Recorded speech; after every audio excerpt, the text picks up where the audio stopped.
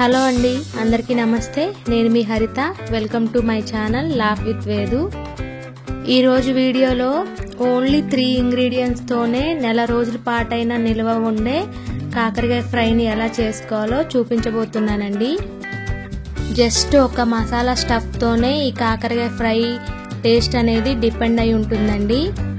ఇంకా లేట్ చేయకుండా ఆ సీక్రెట్ మసాలా స్టఫింగ్ ఏంటి, కాకరకాయ ఫ్రై ఎలా చేసుకోవాలో ప్రాసెస్ ఎలానో చూసేయండి. ఈ కాకరకాయ ఫ్రై కోసం సన్నగా పొడుగ్గా ఉన్న కాకరకాయలు తీసుకోవాలండి. నేను ఇక్కడ 1/2 కిలో కాకరకాయలు తీసుకున్నాను. ఆ కాకరకాయలకి మొదలు చివర్లు కట్ చేసి అన్నీ పక్కన పెట్టుకోవాలి. నెక్స్ట్ కొంచెం లైట్గా పీల్ చేయాలి, ఎందుకంటే కాకరకాయలు చేదుగా ఉంటాయి కదండి. ఇలా లైట్గా పీల్ చేసి తీసుకున్నామంటే చేదు ఉండవు కాకరకాయలు.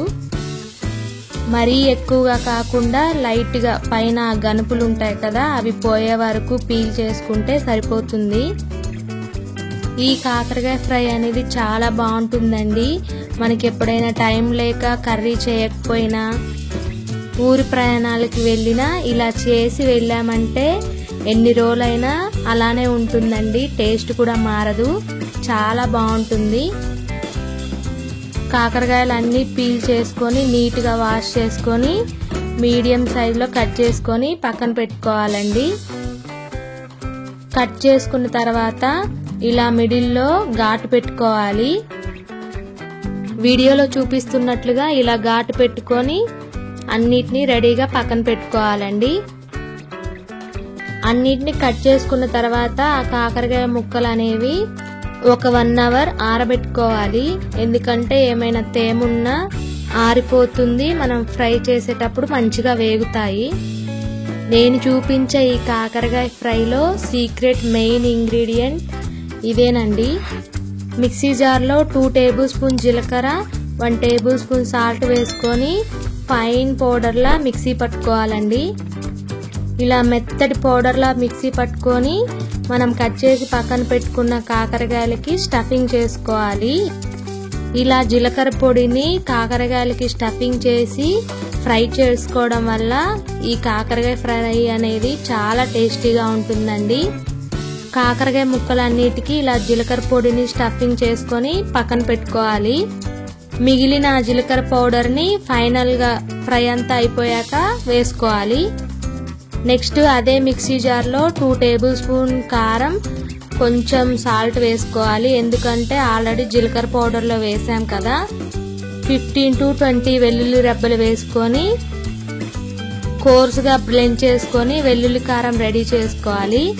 నెక్స్ట్ స్టవ్ ఆన్ చేసుకొని ప్యాన్ పెట్టుకొని ఆయిల్ వేసుకోవాలి. ఆయిల్ కొంచెం ఎక్కువగానే పడుతుందండి, ఫ్రై కదా. ఆయిల్ హీట్ అయ్యాక కాకరకాయ ముక్కలన్నీ వేసుకొని వేయించుకోవాలి. ఇలా మెల్లిగా అన్ని ముక్కల్ని అరేంజ్ చేసుకొని చాలా నెమ్మదిగా ఓపికగా 4 సైడ్స్ ఫ్రై అయ్యేలా వేయించుకోవాలండి.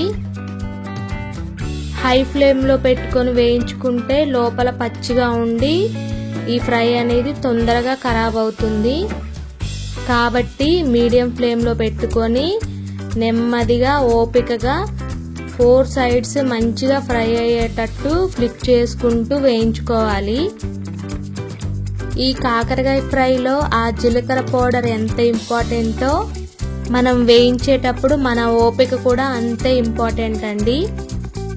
కాకరకాయ ముక్కలు అనేవి 4 సైడ్స్ మంచిగా వేగే వరకు వేయించుకోవాలండి. ఇలా వీడియోలో చూపిస్తున్నట్లుగా 4 సైడ్స్ ఫ్లిప్ చేసుకుంటూ వేయించుకోవాలి. ఇంకో 5 మినిట్స్ వేయించుకోవాలండి. కొంచెం పచ్చి పచ్చిగా ఉన్నాయి అక్కడక్కడ. ఈ కాకరకాయ ఫ్రైకి కొంచెం టైం పడుతుందండి, ఎందుకంటే కాకరకాయ అనేది మంచిగా ఫ్రై అవ్వాలి కదా. ఇలా మంచిగా ఫ్రై అయిన తర్వాత ఒక 1/2 టేబుల్ స్పూన్ పసుపు వేసుకొని మొత్తం ఒకసారి కలుపుకోవాలండి.